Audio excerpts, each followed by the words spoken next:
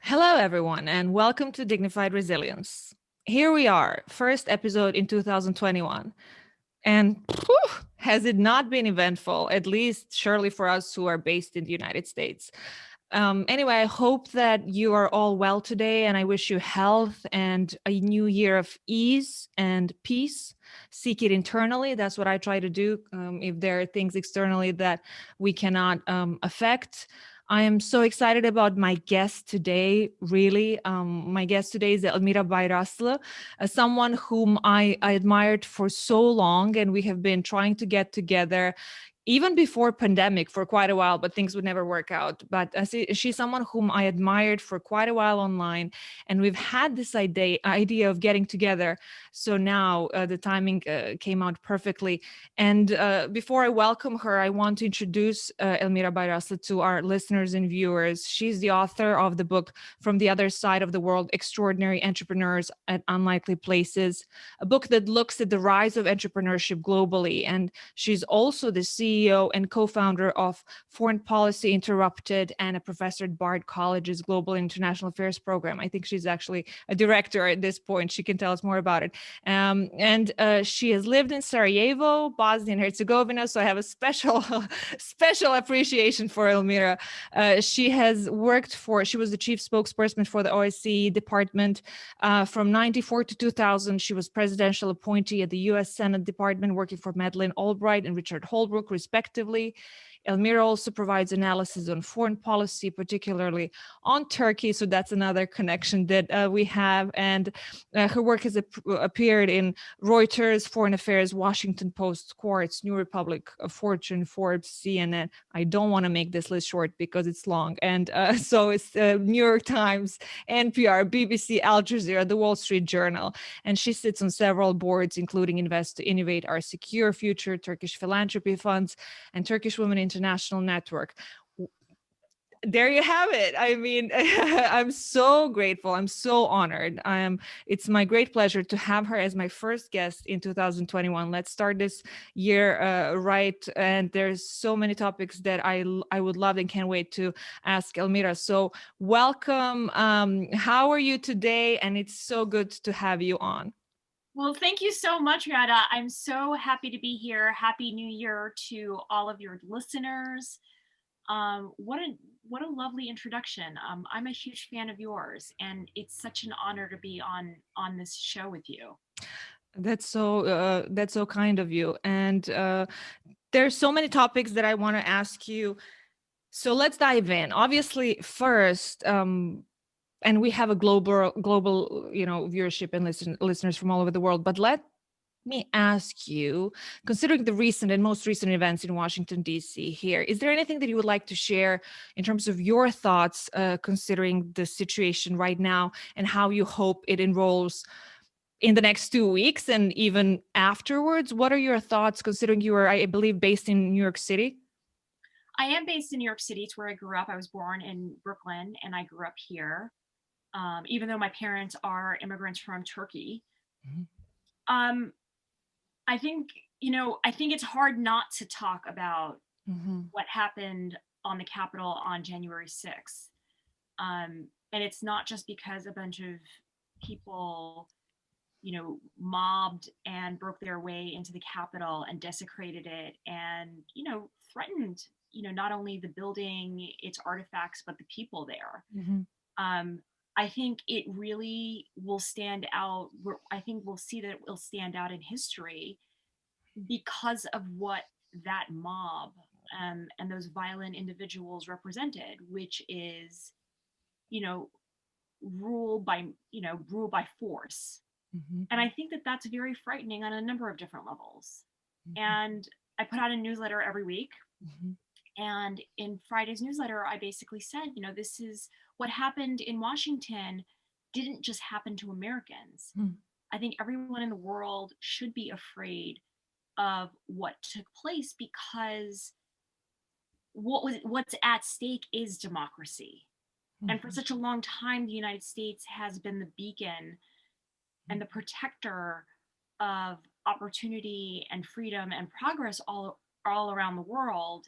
And I think that when you do have a set of individuals who want to take that away in what is supposedly the superpower of the world, I think that should concern a lot of people. I think the United States has long been a role model for other nations. And the United States has been able to use that soft power to influence countries to actually behave better. And I think after last Wednesday, but then also more importantly, after the past 4 years under the leadership of Donald Trump, I think the United States has a harder time making that case. Yeah, and of course, this once again reminds us of something that not a lot of people, unfortunately, still want to recognize and acknowledge. And first, that's also the really, really real threat of the right-wing white supremacism, as a maybe even greatest threat, terrorist threat to the United States. And as you mentioned, I read Timothy Snyder, who is an author and who wrote a book on tyranny. He wrote very long, and maybe you've also read in an article in New York Times this past week, and he was talking about basically just a couple of sentences that I truly liked. He said, America will not survive the big lie just because a liar is separated from power. It will need a thoughtful repluralization of media, commitment to facts as a public good. And then he continues in saying the racism structured into every aspect of the coup attempt is a call to heed our own history. Serious attention to the past helps us to see risks, but also suggests future possibility. We cannot be a democratic republic if we tell lies about race, big or small. Democracy is not about minimizing the vote nor ignoring it, neither a matter of gaming nor of breaking a system, but of accepting the equality of others, heeding their voices, and counting their votes. I mean, it kind of agrees absolutely with what you said, and the danger that I hope now everybody also realizes is not exceptional to the Balkans or to the Middle East or those countries over there, as we have heard in the media, that, as you also wrote in the newsletter, this is America, right? I mean, most definitely is America. I think I have a couple of thoughts on that. One, even though America has projected this idealistic image and being a beacon of democratic freedoms and values, the reality of America is that it was founded on racism and marginalization. I mean, we have to remember that slavery was very much part of America's founding, and it was then enshrined into the elections, which is how we got the electoral college system.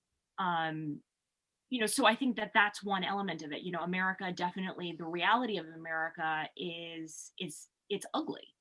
And I think that we do need to embrace that. I think, I'm all for living up to that ideal, but I think that we need to actually stare the reality in the face, because if we don't, then it's impossible for us to change it.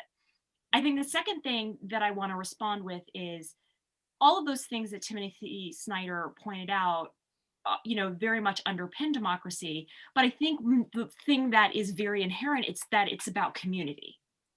And it's not just about individuals going out there and voting and upholding the rule of law, but it's all about everybody buying into a collective understanding and a collective good, right? So if I can't have my own vision of what democracy is, because this is exactly what perpetuated the mass riot and then insurrection on the Capitol on January 6th. It is this individual definition of what it is. No, we need to have a collective definition of what that is. And we need to have a community and an understanding that we are all connected. And so I think one of the things that we've seen, not just in the last 4 years, and I will date this before Trump, I think the United States has been leading up to this point for a very long time. You saw it, definitely the seeds in Reagan's America back in the 1980s. But if you really want to understand how we got to this very bitter partisanship and this polarization, you really need to look to Newt Gingrich. He was elected in the early 1980s, and then he came to power in the 1990s with this vile, corrupt, ruthless way of politicking that was all about tearing down the Democrats. And he shaped the modern Republican Party. And he is very much the father of that. And it is what it is, you sow the seeds, and this is what we're reaping today. And he very much, it's not only this vile, approach to politics, but it's also this, I'm in it for myself. And I don't care about my neighbor, and I don't care about the person who is opposing me or who has different political views, or I don't care about whoever is living on the other side of the city or of the country. What is good for me? And the problem with that is that that may be okay for a day or for a year, but it does become problematic for a longer period of time. It's unsustainable. And so we really need to get back to working together and understanding that we live in neighborhoods and communities and with people who all want the same things. And maybe those things are very different, but we really need to throw out this vile, corrupt Newt Gingrich, Donald Trumpian way of doing things. And that leads me perfectly to my next question, which was, I mean, if we think then about 2020 and everything that it brought additionally in terms of COVID-19 global pandemic, the amount of suffering and the inequalities that it just kind of brought more to the surface, to the face of many people around the world in terms of injustices, etc. A lot of sources, a lot of people, a lot of magazines have kind of dubbed it as the year when everything changed. But then at the same time, I saw a lot of titles saying, well, yes, fortunately, I mean, it's the year that everything changed, but that also is an opportunity that points a way forward. So if yes, tell me, in which ways do you think it will move forward? Is it questionable and insecure, or is it? I want to believe that. I think I'm an optimist at heart. I think my gut tells me that that might not happen. Mhm. Um, I think the problems that we see in the United States, but then also around the world, are really entrenched, and they have very long roots. And I don't know if you can actually really change that, just because of a pandemic. I certainly think that we're going to approach global health issues in a much different way, and that is a good thing. I think we're going to be much more conscientious of that and how we take care of ourselves, but then also how we take care of our societies. So that's good news for global health, but then also connected to that, I think it's good news for climate change, because I think a lot of, at least what I have read is the global pandemic is very much a result of climate change. And humans interacting much more with wild species, um, and and and that. And so I think, definitely we can always be optimistic and look at the positive.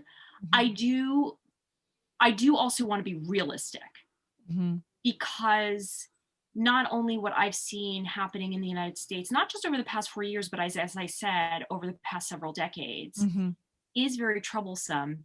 But then you also have the rise of countries like Russia and China and a lot of emerging market countries that, previously, throughout the 20th century, they were, categorized as the third world. And so they were poor and they were underdeveloped, and they really depended on either the Soviet Union or on the United States. And now these countries are economically advanced and they have vibrant societies. And along with that has come a lot of nationalism, which is a negative part of it. And, you see it in China, you definitely see it in Russia. I've seen it in Turkey, where you have a lot of people who don't want to join the EU, who are very anti-Western and who think, Turks, we made it, nobody wanted us, and we made it, and we're going to have our allegiance to a leader who has frankly grown more authoritarian as years have gone by, and democratic freedoms have decreased in Turkey. And so I think rising nationalism is something that does worry me, and I don't think that that's going to change overnight. Yeah. And there is always a difference between optimism and having kind of, what does hope actually mean? Like, I'm pessimist, but I've learned from a lot of things in the past year, and kind of spiritual grounding, most of all, honestly, that optimism does not just have to mean, oh, now I just believe things are going to get better, but I'm not going to do anything about it. Or no, I'm going to look up to people who are cautiously hopeful, I guess. And hope means action as well. In order to be optimist, you're going to get involved, and whatever it is that pains your soul. And so I think that, as a pessimist by nature, I believe that I'm learning how to be hopeful. And that means optimistic because of the action that we put in and the efforts that we put in, or looking up to people who are doing it. So fingers crossed that the optimists end up winning. But as long as we keep on talking and working, I think that's what really, really matters. So that said, if we think about changes, have you been in New York City the whole time? And I'm asking this out of curiosity because, are you in the camp of those people who believe that cities will struggle, but the mass exodus that maybe happened in the first months of pandemic will not change the nature of the city life? Or do you think that it's never going to be the same again? All of those, people decrying New York is dead, go home, get out. My God, I grew up in New York. I grew up in New York in the 1970s and 1980s when New York was a hellhole. I mean, you think the subways are bad now? The subways were full of trash and graffiti. It was unsafe. Everything in New York. It was awful. And still people came here, and they came here for so many more reasons than it being a place of finance or retail or media. First of all, New York has always been the first port of call for any immigrant in the United States. You have all sorts of creative types here. I mean, and one thing that stands out for me is, especially in the 1980s, again in the nadir of New York City, is you had this vibrant art and music scene in New York City. Madonna and Andy Warhol and John Basquiat and and it's like, it was just this vibrant scene. And the thing about New York is that it's a place that people want to come to because they can be themselves. And I think immigrants love being here because they can continue to speak their language and practice their culture and their religion, and it's just a place that really accepts everybody for who they are.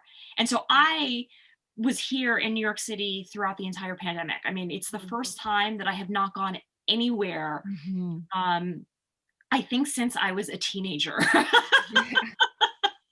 So I have not left New York City at all.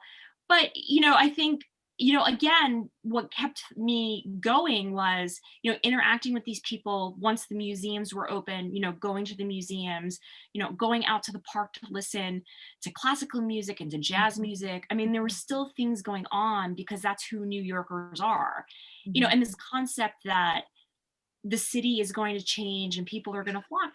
People who want to leave are going to leave. And those are going to be the people that never really appreciated things that New York had to offer. Maybe they enjoyed the fancy restaurants and shopping at Prada on Madison Avenue. But for most New Yorkers, those things are not realistic. I mean, they're not realistic for me. So, I mean, people like me will always be in New York, and I think New York will only continue to grow and thrive. You know what? I'm in the background of what you were saying. I was listening Alicia Keys and Jay-Z, the New York. But on the other side, I mean, I lived in New York City for a year, both in Queens and Manhattan. And I love the city, and I have family there. Now, both of my sisters live in New York City. And but I do want to plug in like a piece of appreciation for another city, DC, right now. And we're beyond Istanbul in terms of what I was just referring to our immediate settings right now. In terms of when you spoke about cultural scene, I really want to add two things. I don't know if I will have an opportunity. I haven't so far. First, a reminder that DC is not just what you see in terms of CNN, Capitol Hill, Senate, etc. It really is a place where people live, and where they work. It's also home. So it's also scary for those of us who live here in terms of what happens 30 minutes or 20 minutes or 15 minutes away.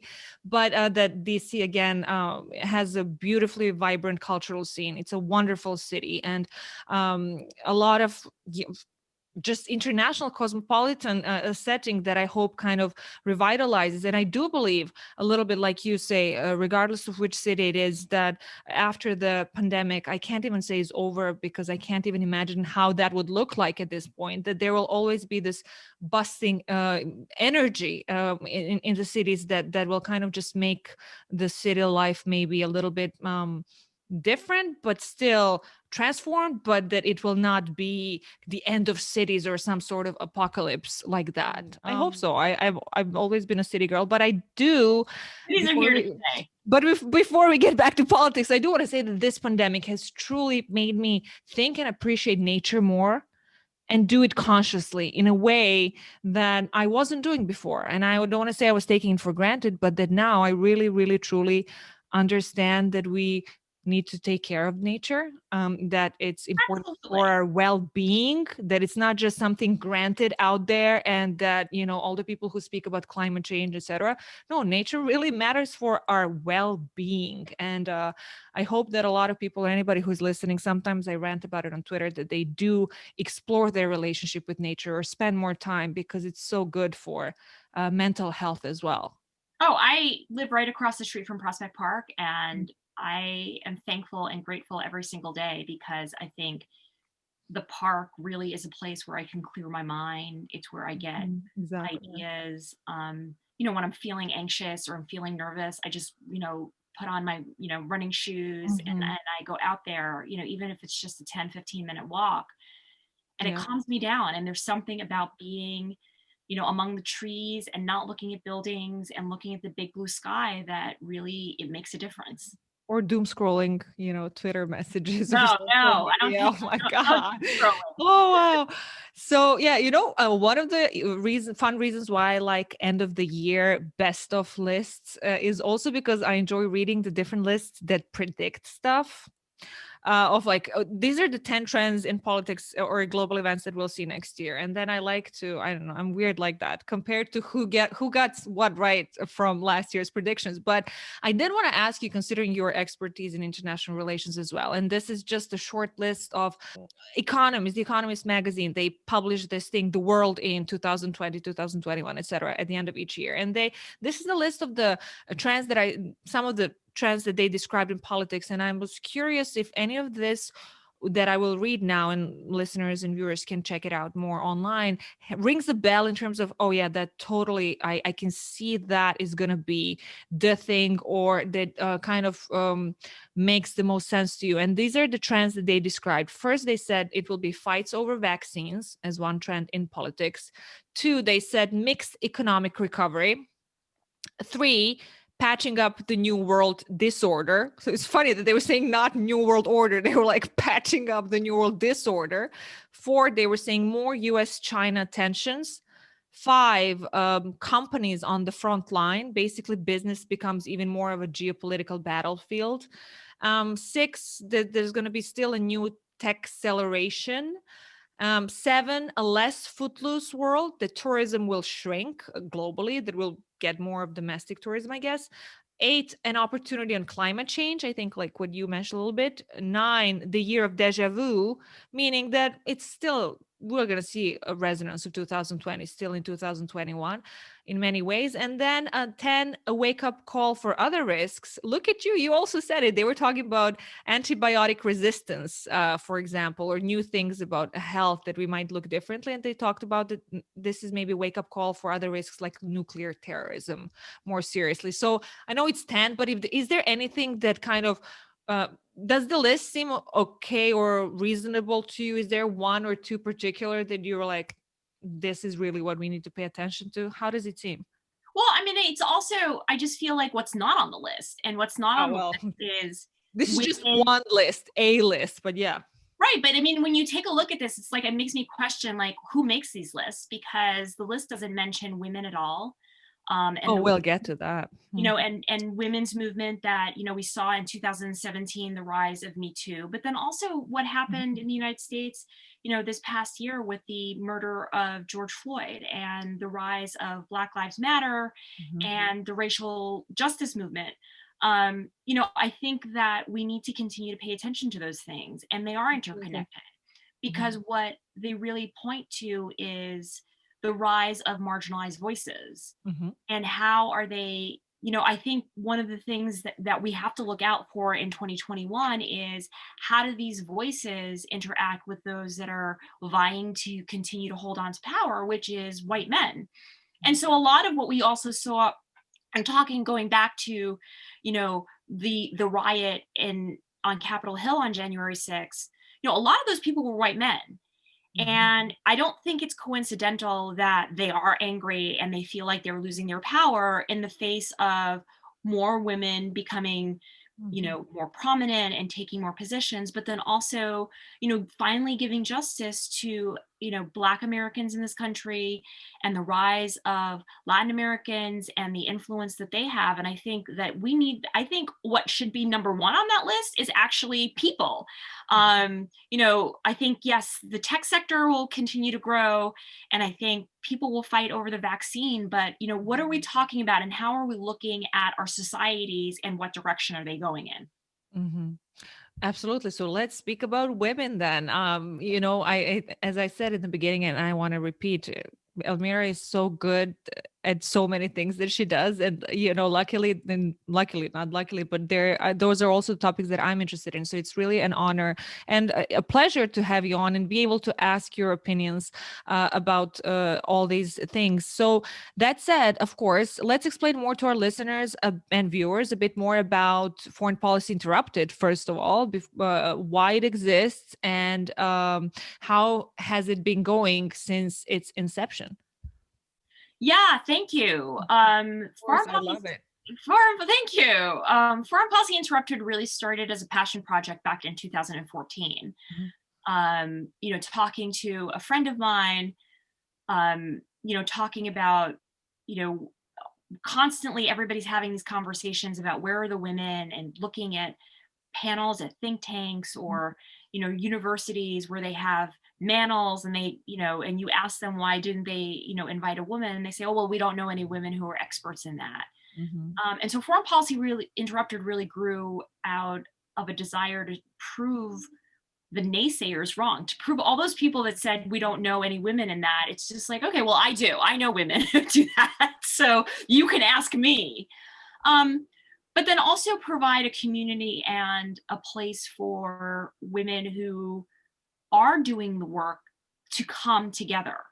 And so I publish a weekly newsletter that highlights the week's events, not women's issues, even though sometimes, that happens and we cover that. But, if the dominant story is about, the riot on the Capitol, or the Iran nuclear deal, or the vaccine, or, COVID happening, breaking out in China, my newsletter highlights the expertise of women thinking about, those particular issues. Mhm. And it has grown in popularity primarily because I don't dumb it down, and I highlight the women who are having a voice and a say on it, and really showcasing the talent that there is. And Mhm. I'm happy to say, since 2014, I think we've seen a real, drop in the manels, and, the excuses. And I do not think I single-handedly am responsible for that. I think the wonderful thing about whether it's Foreign Policy Interrupted or my newsletter is that it's also inspired other women to be conscious of it. And so the rise of different organizations, which I wholeheartedly support, different actors taking on the mantle of, women's empowerment, and then also just believing in one another. I Mhm. think that for a long time, women were made to be enemies with one another, because there was a finite set of seats that we could have. And what I'm so happy to see is that I don't want to fight with my fellow woman anymore. If I'm going to fight, I'm going to fight I'm going to fight with a man, and I'm going to prove that, whether it's the Supreme Court where Ruth Bader Ginsburg said, how many women should be on the Supreme Court, and she said 9. You know, having an all-female team or having more women than it is, we're not a quota. We're not a set of check boxes. We're people who are passionate. I mean, I look at you and the tremendous work that you do, and women like you, and we need to hear from you so much more. And the contributions that you make are not just, window dressing. They actually can save lives, and they can actually find solutions to problems that we're having today. And that's why it's profoundly important.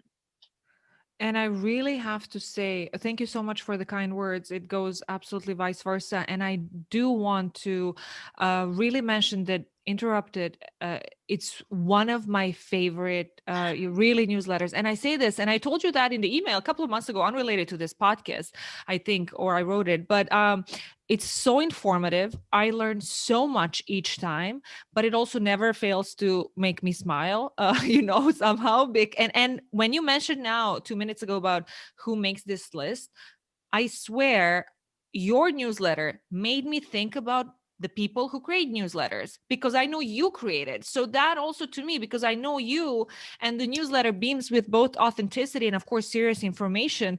I think about, it makes me think about another newsletter when I get it and I don't like it for some reason, or I find it just, I think about newsletters honestly because of yours. And so I said it once on Twitter. I really invite and warmly recommend to everybody to subscribe, because this is work. I mean, to collect so much information and knowledge, and I go through lists and I'm just like, wow. And as you say, those are women who are experts in all this stuff, and that to see it like that, it's kind of an avalanche, is so good. But it needs to just hopefully get to more people. So that was just me praising it, because it's and it's free still, I believe. And I right. It's free. Yeah. I'm thinking So about moving it to Substack and charging, but I haven't done that yet. everybody's going to I heard Substack. people make money from that. And I'm like, I should make money. I'm just learning about those stuff, and it's incredible. But it's an incredible privilege to be able to access such source for free. Honestly, I rather have than a lot of fun doing it. I have to say, I think what comes through is how much I enjoy doing it, and so like I have fun doing it, and I like being funny and sassy and sarcastic. So I really enjoy it. I have a lot of fun doing it.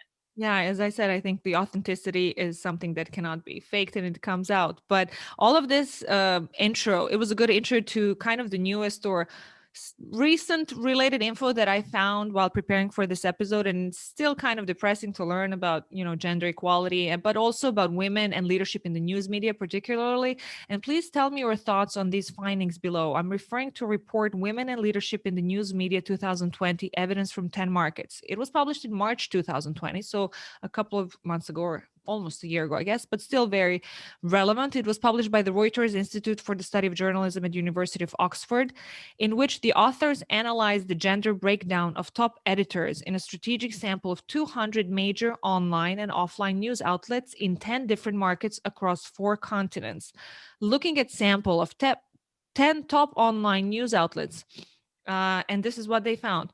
Based on the data set, 23% of the 162 top editors across 200 brands covered are women.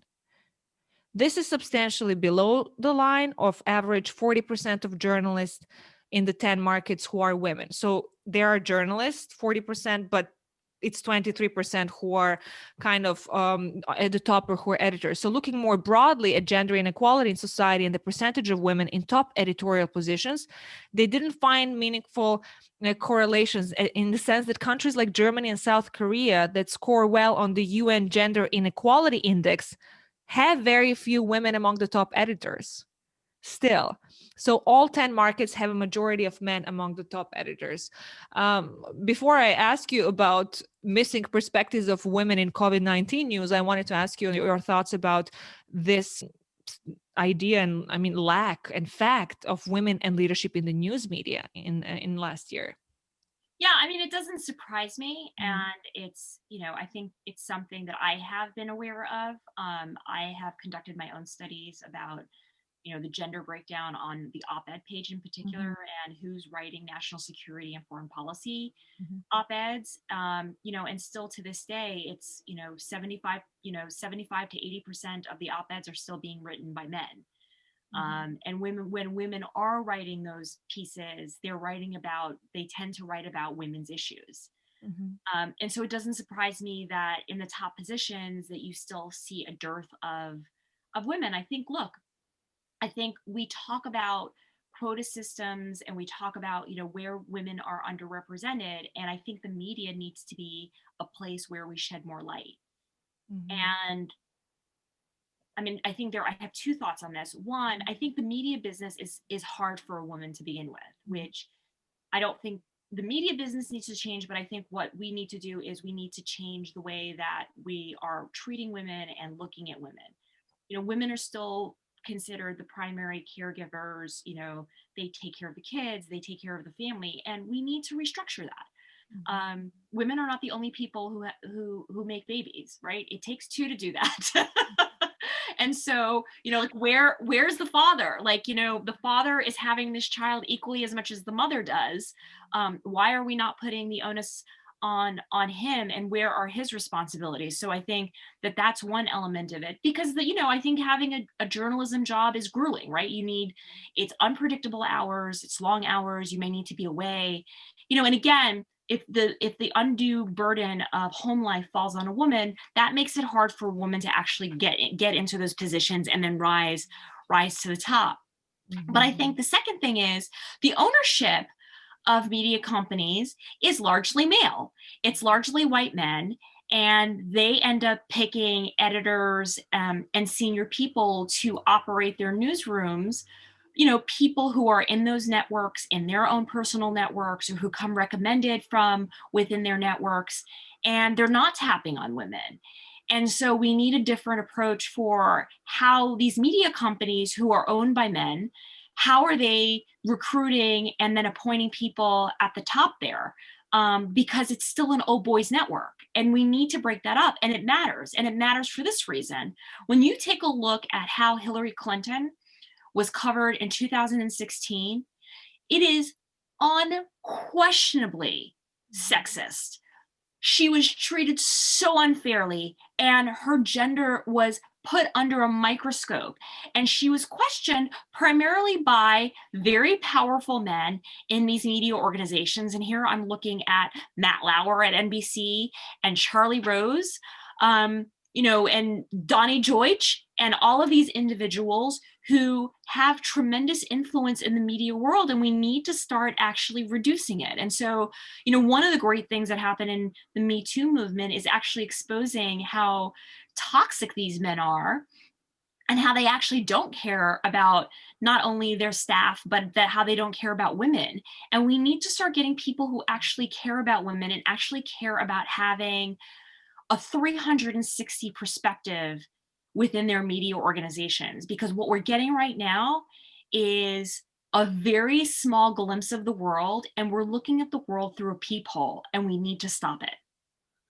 Yeah, and that's exactly leading me. I was going to ask you about what do you think about the absence of women's perspective in COVID-19 related news coverage? And when I asked this, and I want to also offer information based on research to our listeners and viewers as well. And I'm referring here to, again, a report entitled The Missing Perspectives of Women in COVID-19 News, a special report on women's underrepresentation published in September 2020, commissioned by the Bill and Melinda Gates Foundation. And it examines women's representation in COVID-19 news gathering and news coverage in India, Kenya, Nigeria, South Africa, the UK, and the US. And the report has uncovered a substantial bias towards men's perspective in the news gathering and news coverage of this pandemic across countries like UK and US, and then India, Kenya, Nigeria, and South Africa. So as is stated in the report, this bias operates, I quote, against the backdrop of women's effective political invisibility within the COVID-19 related decision-making process in the countries analyzed and the unique socioeconomic, health, and psychological challenges that women face globally. So there's both a country perspective and then the challenges that women face globally, but there is absolutely proven absence of women's perspectives in the COVID-19 related news as well. I think that's just one manifestation, I guess, because now we're talking about global pandemic, but it ties into what you talked about a little bit now in terms of global and kind of macro trends, right? Yeah, I mean, this is why it's very important to actually have, not only women, but different perspectives putting this information together, whether it's in the media or whether it's in an academic setting, whether you're doing this type of research, because again, you only know what you see that's in front of you, and you can't possibly see everything. And so the importance of actually having the diversity isn't because we all want to feel good. It's because we want to have accurate information. Mm-hmm. And unless we actually do that, and we actually are tapping into that and looking at how our different perspectives, how is COVID impacting women, or how is it impacting minorities, how is it impacting the LGBTQ community, we really need to actually have the perspectives of all of these individuals in order to be able to address it. Again, going back to the point I made earlier, all of these individuals are going to help solve the problems that we have. And it's really vital that we start actually tapping on their shoulders and inviting them in and to be at the table in order for us to actually address these issues. The more that we continue to just keep doing business as usual, the more we're going to actually go down a road where we're going to not only not solve the problems of today, but we're going to exacerbate further problems, moving down the road. And I think we're seeing that if we think about industries beyond journalism as well. And I do, again, want to clarify and remind our listeners, for example, downturns usually tend to reduce gender inequality in the sense that not under COVID-19, but women's unemployment has risen more than men's. And we get in the US, for example, in women started 2020 okay-ish from what I have read, but then women were holding 50.03% of jobs, but they ended 2020, or it ended in holding 860,000 fewer jobs than their male peers. And on January 8th, meaning last Friday, 4 days ago, actually new data that was published by the US Bureau of Labor Statistics in the US and articles that were published confirmed that the US economy lost 140,000 jobs in December. All of them were held by women. So women who endured the first female recession in the US history, as it has been dubbed, and they have still only regained 44.6% of the 12.1 million jobs that they lost between February and April. So, I mean, and of course, in the United States, if we speak specifically about these countries, we see from reports that Latinas and Black women have continued to struggle the most to re-enter the job, where they have lost the jobs the most. So even though men lost jobs, of course, taken as a group, from everything that the latest reports show, men gained more jobs than they lost, and women lost more jobs than they gained. So this is yet another fact about manifestation of just gender inequality. And I wanted to ask you, there are different explanations for why this is happening during the pandemic. Now, one explanation that I've seen is that women are more likely to work in services that mean interacting with people, and that because of the pandemic they had to cut down. The other explanation was that it was, as confirmed, hospitality, education, and government, which were the fields with the largest job losses, and all of them are fields where women work much more. So restaurants and bars cut the most jobs by far, et cetera, et cetera. And again, from reports, I do want to mention that Latinas currently have the highest unemployment rate of 9.1% in the United States, followed by Black women 8.4% from report, and white women 5.7% based on these reports. Anyway, what are your thoughts on this idea of the fact that we're seeing a female recession for the first time, and that's not usually how it happens during financial crisis? Well, I mean, I think, one of the things, again, going back to who takes care of the family. I mean, COVID forced schools to close. and families got relegated to all being shut and locked down at home. And so you have kids who are trying to learn and log on to access school on a computer, while the parents are working. And the reality is, anybody who has children, under the age of 10 knows that no matter how independent your kids are, they still need moral support. They still need guidance. They're kids, right? They need direction. And I think a lot of the burden fell on women. I personally have, a number of friends who, both couples are working, both the man and the woman. And, the women scaled back. They either said, I got to take a leave of absence, or, I can't work anymore because I really need to be there for my children. Their education is important, and this gets to a number of issues. And again, it's about, family care, and how are we addressing that as a society? And so are we giving adequate maternity leave? Are we giving paternity leave? How do families access childcare? How can we make that affordable? Because it's outrageously expensive. But then the other question is, why is the woman taking the back seat? Well, the woman's taking the back seat because she makes less money than the man does. And so, this brings up the question of, how are we ever going to get to pay equity? And to really, to stamp out women, dropping out of the workforce the minute there is some sort of crisis. I don't think you're going to see people doing that if the man and the women are actually having sort of an equal pay, or if the woman is actually making more money. The woman's not going to drop out of the workforce. And so again, I think this brings up a number of different issues, pay equity being the one that we haven't mentioned yet. Yeah.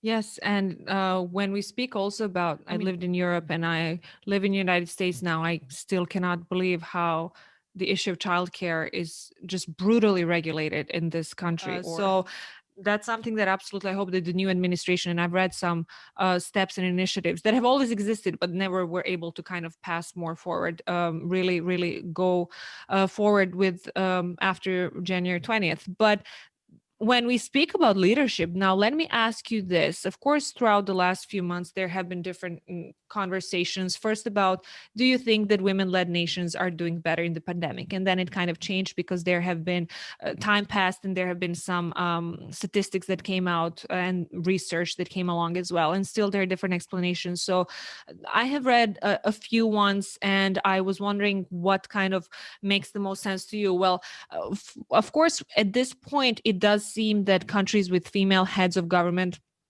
absolutely had better results in terms of death rates. Then we also know, for example, in the Financial Times, it was published that in Italy, the UK and US, it was above 780. In Spain, it was nearly 950. And then per million, And then the exception to the gender pattern was Belgium, for example, which had a female premier to September 2020, and the death rate was still 1,360 per million. So then, and we also know that female-led countries tested more rigorously for coronavirus. So then one explanation was that, as in Financial Times, and I'll give a different source and different explanation, we're saying perhaps a better way to frame the debate is not simply, quote unquote, to focus on whether male or female leaders have the best track records, but to ask whether there are qualities traditionally associated, rightly or wrongly, with women that are needed now from all our leaders.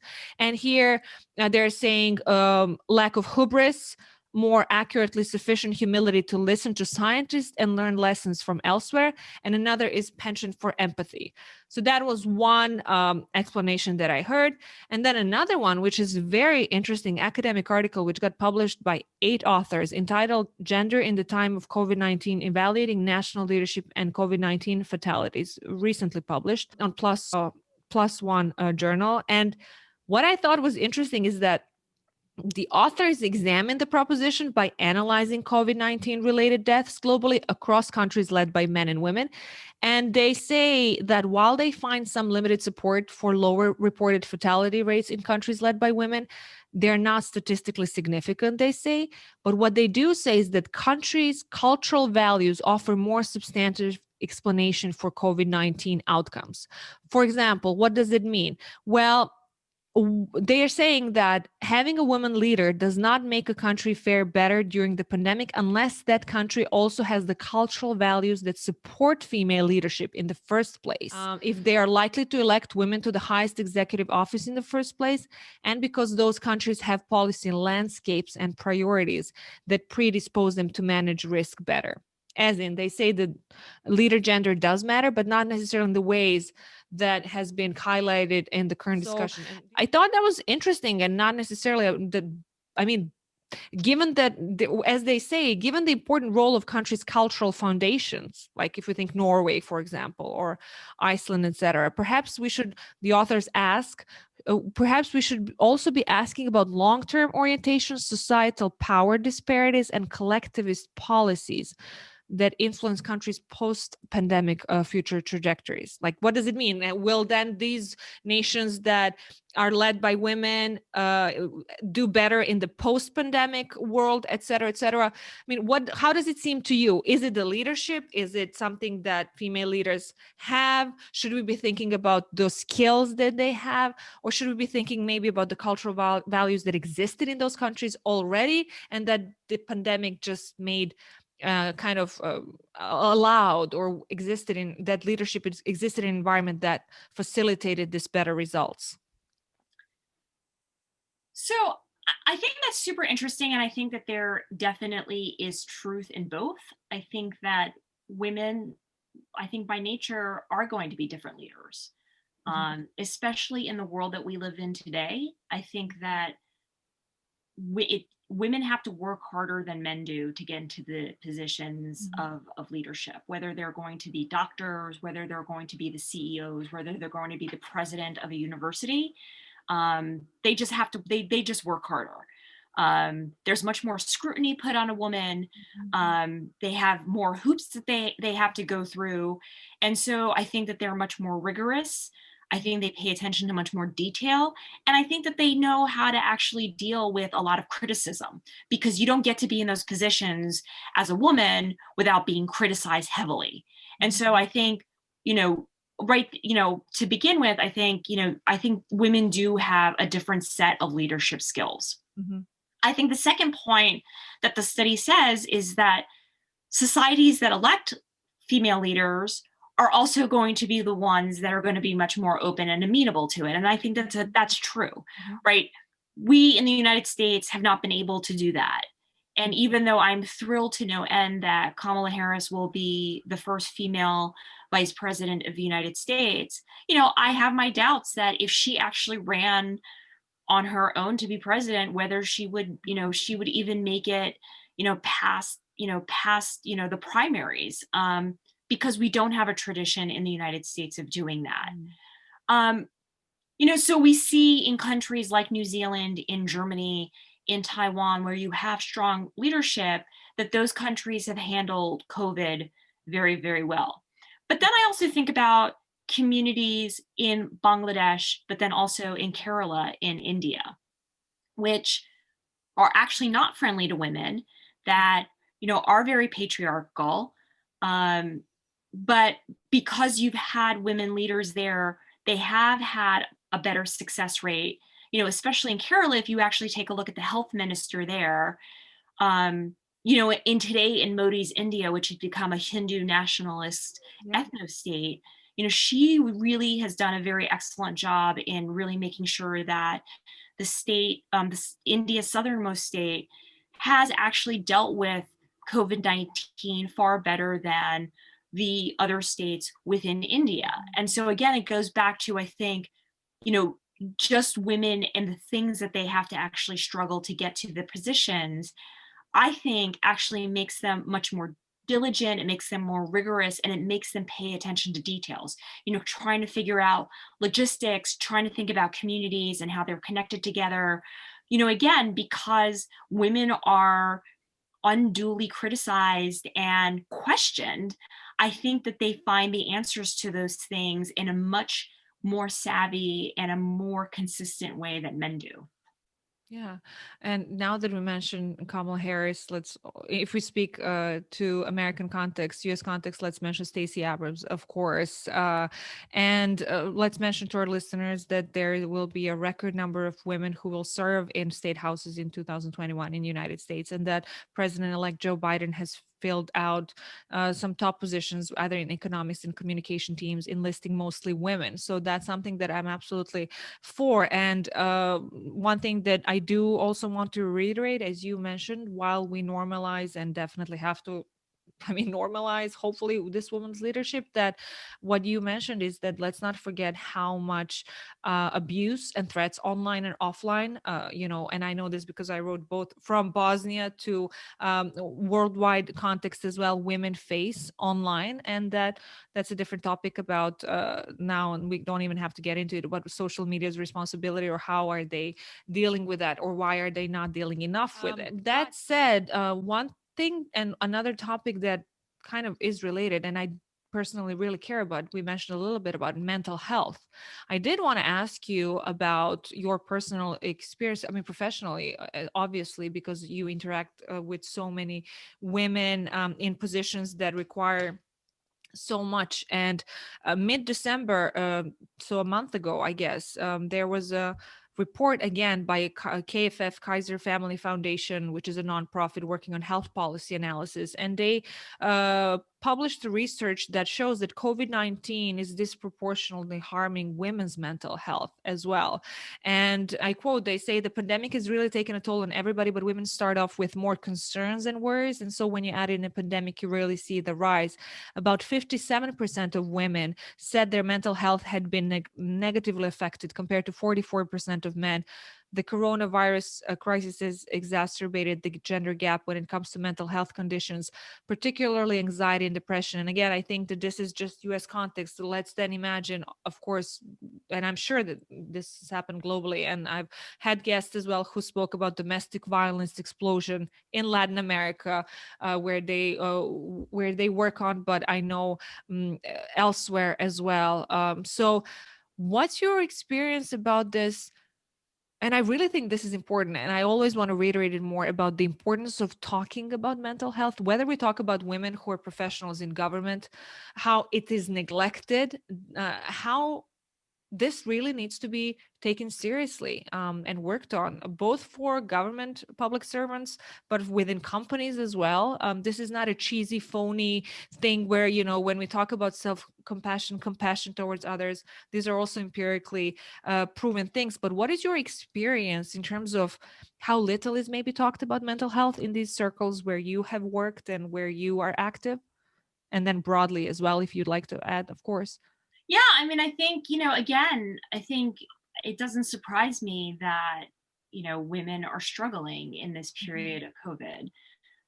Again, society has, created these norms and these beliefs that women need to be strong, and we need to go show up and plow through and be resilient and do all of these things. And I think the messages that we get is we need to be successful, we need to work hard, but we don't talk about, well, okay, when we do that, we also need the self-care, we need to actually think about our well-being, which includes mental health, because getting to those things is really hard. And I think a lot of women struggle with imposter syndrome, and they struggle with a lot of self-doubt, and there's nothing wrong with that. They're human. And what we need to really do is send the message that strong women are actually the ones that go out there and seek the mental health assistance, and to say that if you really actually want to be successful, you need to say, like, hey, I'm having a really hard time, I need help, or I need a timeout, or whatever it is, because it makes a difference. We as a society open our arms up to men who show their emotions and who cry and who break down and who can be vulnerable. We need to do the same with women too. We've made crying such a crime for women that women are afraid to do it, and they swallow their emotions, and they don't want to show, and they don't want to show that they can be vulnerable. And it's toxic that we do that. On the one hand, we applaud men when they do it, but then we chastise and we punish women when they do the same thing. And it has to be consistent. We need to applaud people who are going out there and saying, I need help, I'm hurting, I'm struggling, I'm having a hard time, listen to me. Yeah. Absolutely, I agree with all of that. And I try to bring more awareness about mental health importance through my work and the podcast as well. And I do want to say for the men who are listening to this podcast, I really truly believe that is valid for you too, that men need to cry more in the sense that now the conversation is going to take us to toxic masculinity, etc. But I believe that just talks about mental health and the stigma, and let alone, like, again, here we're focused on US context, but elsewhere as well. Oh my goodness. I mean, when we mention mental health, that is just, and I know from Bosnian context, for example, about PTSD and so many different regions with so many different kinds of traumas that really require talking about it both in a professional way but in a compassionate way, to be able to allow people to open up. And now so many things come to my mind, not just victims of sexual violence as just an example, both men and women, but just generally PTSD and everything that it has created for so many folks around the globe, albeit in a different manner and quantity. But who it's okay to not be okay is what I always want to emphasize, because we see a lot of harm, and sometimes irreparable harm, and sometimes things that happen that are just that are it's too late to do anything about it. So thank you for sharing your thoughts on that. And we did speak a little bit economy, but I do want to talk, considering of course you're an author as well. I want to hear your thoughts about entrepreneurship. Your book was published, as I said, in 2015, and you were talking about one of the main ideas was that why the next Steve Jobs is likely to come from Lagos, Acapulco, Lahore, Mumbai as from Silicon Valley. So tell our listeners and viewers, what are your thoughts now, a few years later and after the 2020 and everything that has happened across the globe, about the future of entrepreneurship? What are your thoughts about that? Yeah, I mean, I think, entrepreneurship has existed the world over since the beginning of time. Silicon Valley may think that it is the capital of entrepreneurship, but that is absolutely not true. Entrepreneurs exist, in the places that you talked about, in Cairo, in Lagos, in Istanbul, in Sarajevo, in in Tokyo, and all around the globe. And actually, what's interesting is when I actually set out to do the book, what I actually realized is more people are more entrepreneurial outside of the United States than they are here in the United States. Mm-hmm. And the reason that they are is because most people outside of the United States have to create their own jobs. There aren't jobs, there aren't, educational opportunities. And so people, whether it's in Nigeria, Pakistan, Mexico, Russia, India, or China, they're creating their own livelihoods. Mm-hmm. But now what we're seeing is they're taking these livelihoods that they've started and they're taking it to the next level. So they're making it innovative, they're attracting global capital, they're taking it to scale. Mm-hmm. And so the things that people all over the world have been doing, again, since the dawn of time, they have just now have actually been able to ride the wave of globalization and start doing it on the scale that Americans have been doing for a long time. And so I think that, I'm still very bullish that the next Steve Jobs will come from outside of the United States, and primarily because entrepreneurship at its heart is about solving a problem. It is not about creating a tech app that is going to, like whether it's TikTok or WhatsApp or Instagram, where people are socializing. The really, truly great entrepreneurs are the ones that are creating solutions for our societies. And you know what? Guess what? Most of those problems around the world are outside of the United States. And so when you take a look at mobile money, it was the Africans that pioneered that, not the Americans.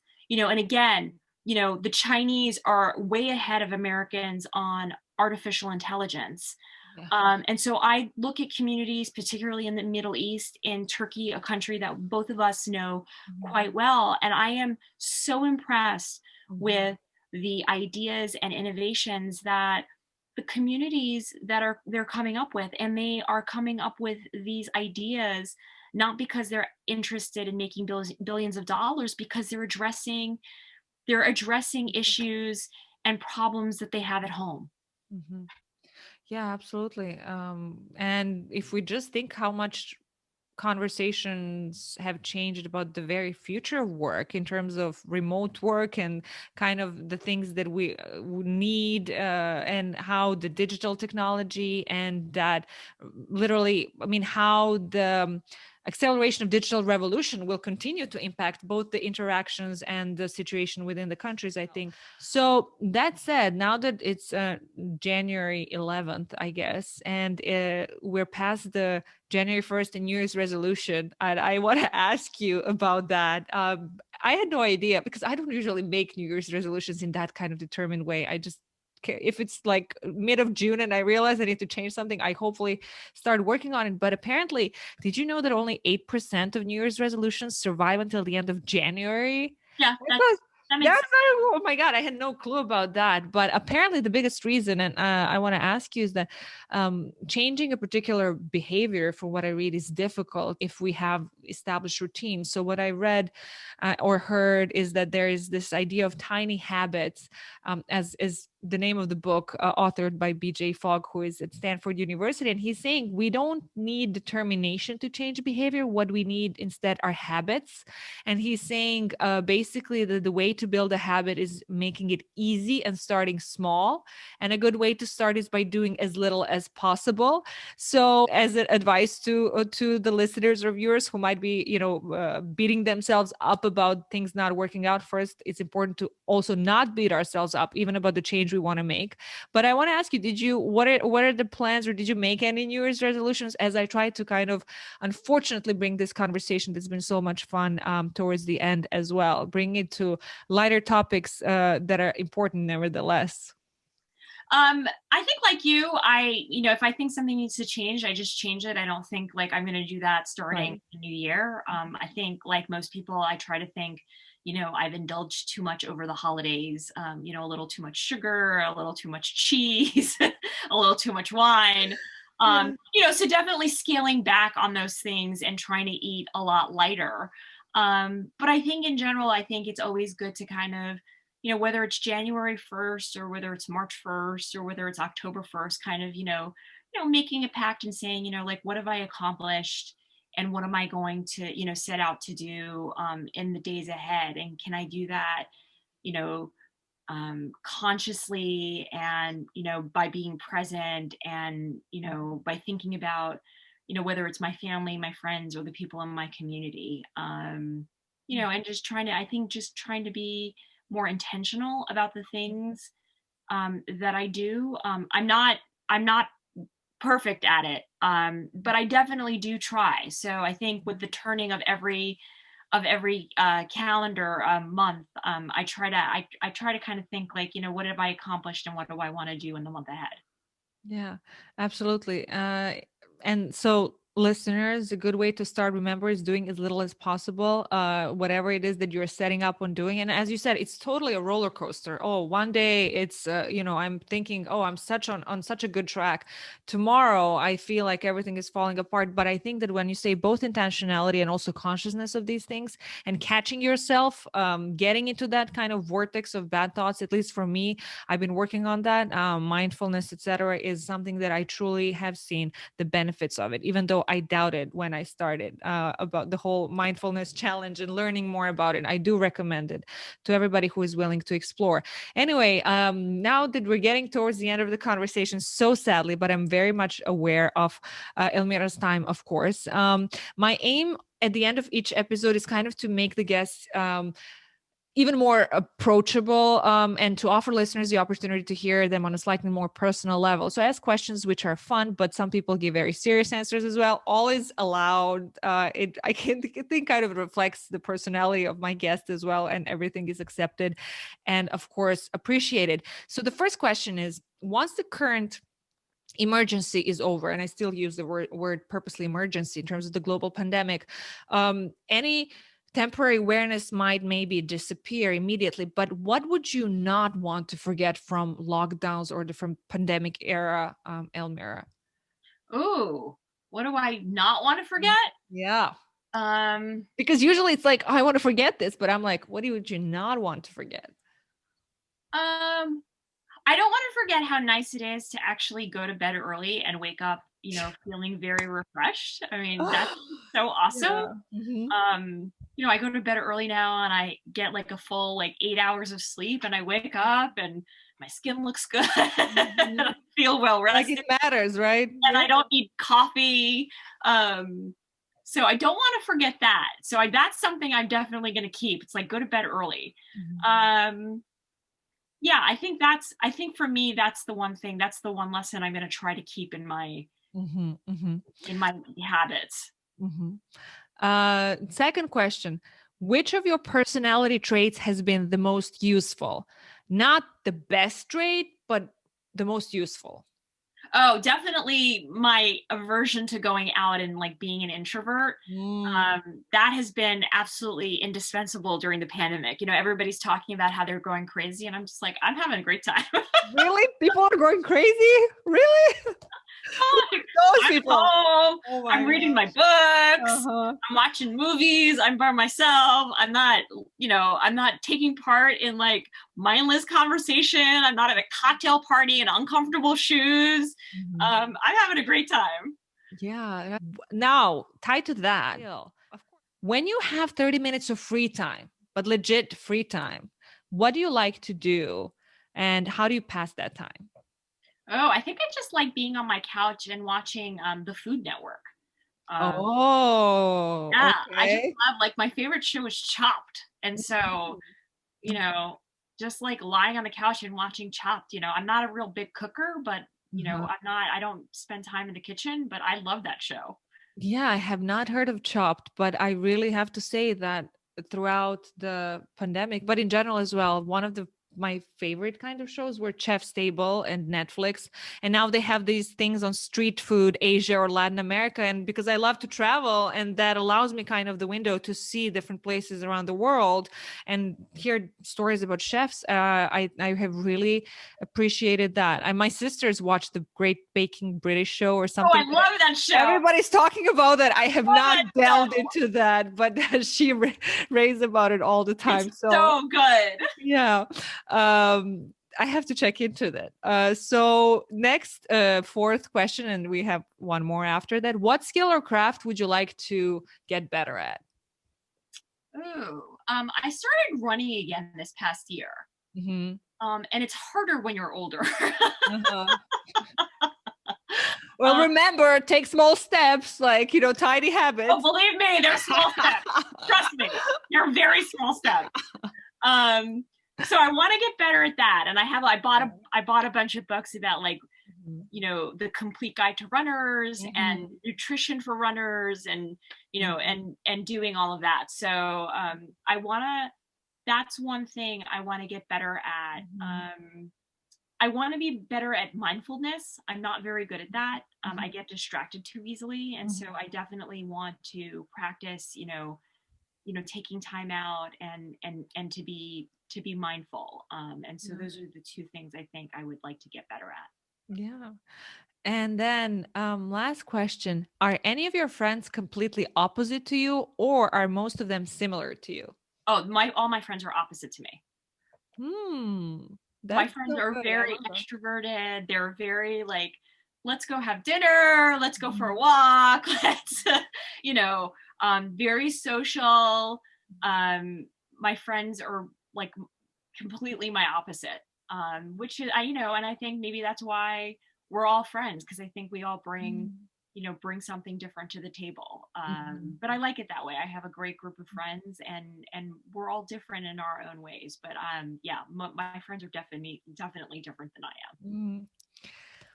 Well, on that note, and with hopes that we will be able to also recover some friendships that maybe in the last year have gotten kind of astray because of the lack of kind of social purposes, socializing opportunities as well, and kind of the reminder how friendship really matters, as we have also now seen throughout the pandemic, precisely because we were deprived of these opportunities. Honestly, I really miss them. I haven't seen many of people I really care about who live close by, precisely because I was scared, and I've been scared for my health and not getting those who live with me sick as well. I hope that in the new year we get the opportunities to get to see each other more in person, that we get to finally have the lunch, inshallah, if not now, then very soon, that So we hope for. I want to thank you so much for all the amazing insights on so many topics that we tried to cover, and of course that we could have talked so much more about. I did want to ask you if there is any message at the end that you would like to share with our listeners and viewers at the end of our conversation today. I think the one advice that because I teach and I'm interacting with students a lot, and they always ask me, what bit of advice do you have for me? And I always say, it's progress, not perfection. Just make sure that you're continuing to be better than you were today or yesterday, Mhm. and you're not trying to be perfect, because you will never be perfect. Mhm. On that note, that's both hopeful and optimistic and mindful. I want to again thank you, Elmira, for being with us today. And I want to remind our listeners and viewers, hold tight to those you love, and please stay well. It's January 11th, it's 2021. Let's be hopeful by working for what we want to seek.